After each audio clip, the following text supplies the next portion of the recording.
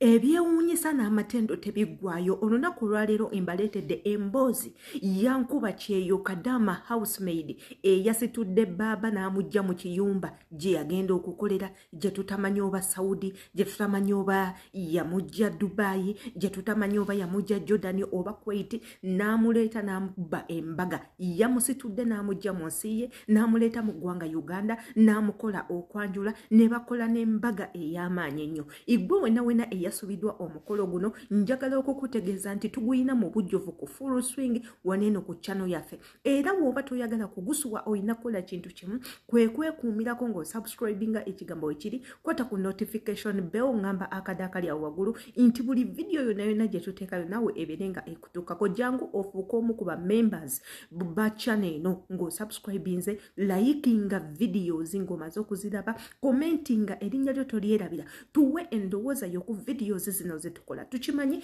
videos zino tuzibakolera muziyigemu, naye ate okuziyigamu oyina sooka kuginyumirwa. Video w'oginyumirwa ojja kugiyigamu, ojja funamu ky'oyigamu, ate nawe ky'oyiga okiyalinge n'omuntu omulala. Ate jjukira nze abeerayo okubatuusaako zineno videos wezi yenze Sheila Adita. Probably sponsored by me. Sheila Adita nze ne sponsoringa okubanga mbatuusako updates zino n'enzinonya yonna gye ziri n'embaga nzibaterawo abagalwa. Ky'olina okukola igwe twekuumireko ng'osubscribinga. Imbaleetedde omukolo gwa mwana muwala Munnayuganda munnaffe Nkuba kyeyo eyakutte baba n'amugamba ssebo oyina okumpasa, n'amuleeta mu ggwanga Uganda ne bakola omukolo gw'okomya amaaso. Ngenda sooka imbaterewo ebifaananyi nga akabonero akalaga nti ebintu bye twogerako bituufu, ebintu bye twogerako byabaddewo, naawe weerabire ku bifaananyi. Abantu bayase bannange banyumye. Ebifaananyi bino eno oyinza okuba ng'oli omu ku bannamukisa ababirabye edda, wabula ate nga n'akatambi tukayina. Jangu tugendako mu bifaananyi era tubinyumirwe ffenna, ate era tubeere nga tukumawo bulungi nnyo baganda bange.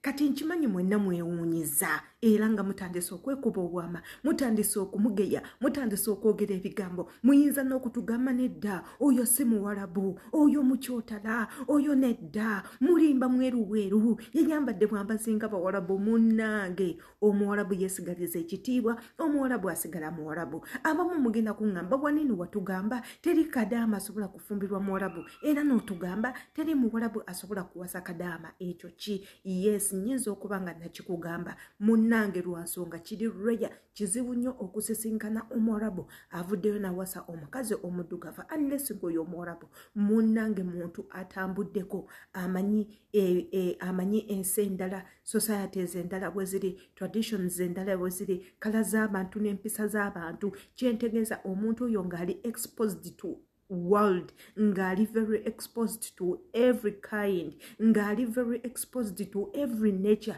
every human being. Ng'omuntu oyo ali exposed. Abawarabu bwe batyo gye bali, nga ye bamuzadde mu ggwanga n'alifulumamu n'agenda mu Africa. Era nga tubayina bangi nnyo ne mu ggwanga lyaffe Uganda muli Abawarabu botasobola kumanya. Wetugenda e Tanzania wali Abawarabu botasobola kumanya. Naddala mmwe ababeerako e Mombasa ebintu ebimanyi, Abawarabu abo gye bali bangi nnyo, n'abayindi ako kafo kaabwe. Era n'abawala abazaalibwa e Mombasa obalaba nga banjawulo nnyo okubawala abafa Abatanzania bennyini banjawulo, bakakala kaabwe munnange keeru, bafaanana nga ba Ethiopia n'enviiri zaabwe nnyingi ddala. Ndowooza naawe ebifaananyi ebyo bikunyumidde. Tetugenda kukoma ku bifaananyi, n'akatambi tukayina, tugenda kakuterawo. Tugenda kuterawo akatambi okeerabireko, okanyumirwe, olabe kumu naffe twafuuse ba iniro yeffe basenga b'omugole kubanga oli mwana waffe enzaalwa yaffe munnayuganda munnaffe mufirika lwaki tetusanyuka ffe tuli mu ssente tugenda kuzirya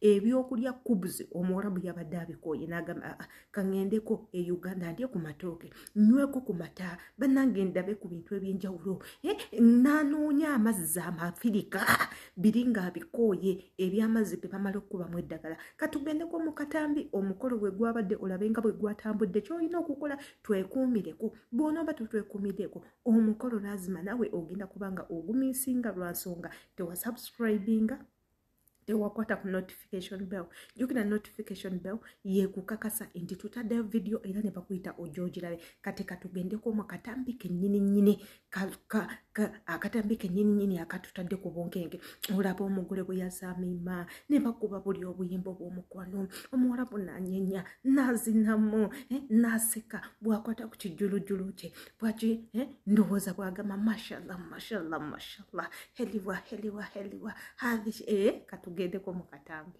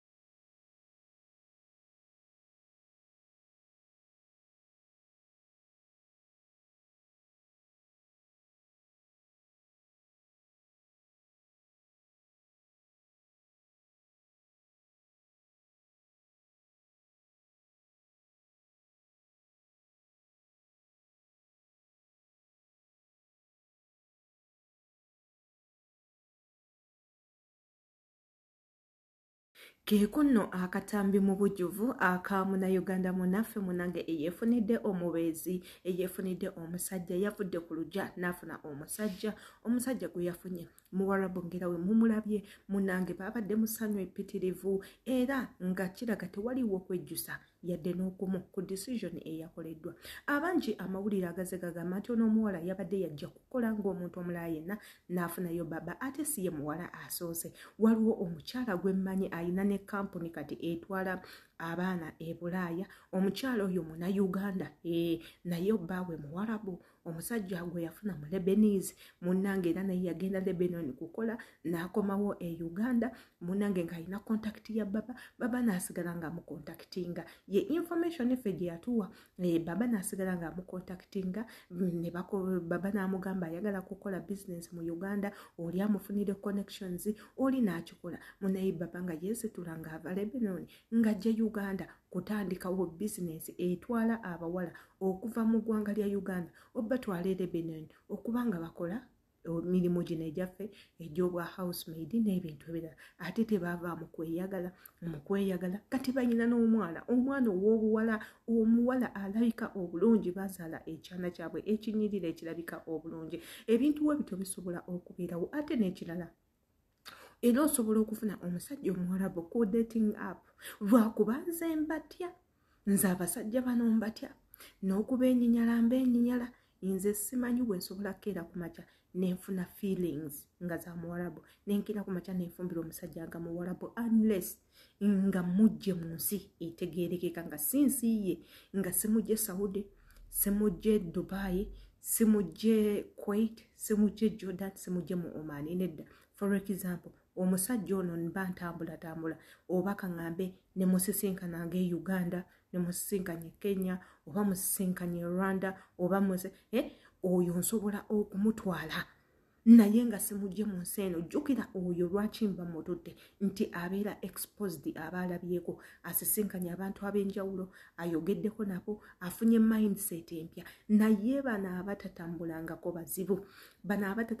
bazibu obwongo bwabwe bubisi tebategeera bulungi bakyafu tebayina mpisa bayina malala tebamanyi engeri gye boogeramu na muntu tebasengejja mu bigambo bye boogera bayina empisa embi bayina emitima emibi lwa nsonga akulidde mu kifo kimu ekyo mwe bamuzadde mwakulidde mwasomedde mwawasirizza omukazi mwazaalidde abaana tafulumangako yadde okuva mu ensi okugenda mu nsi endala lwaba agifulumye era aba agenda kuva mu yense ayingira ensi nga endala ey'Abawarabu banne amakulu gali nti takyusizzaako.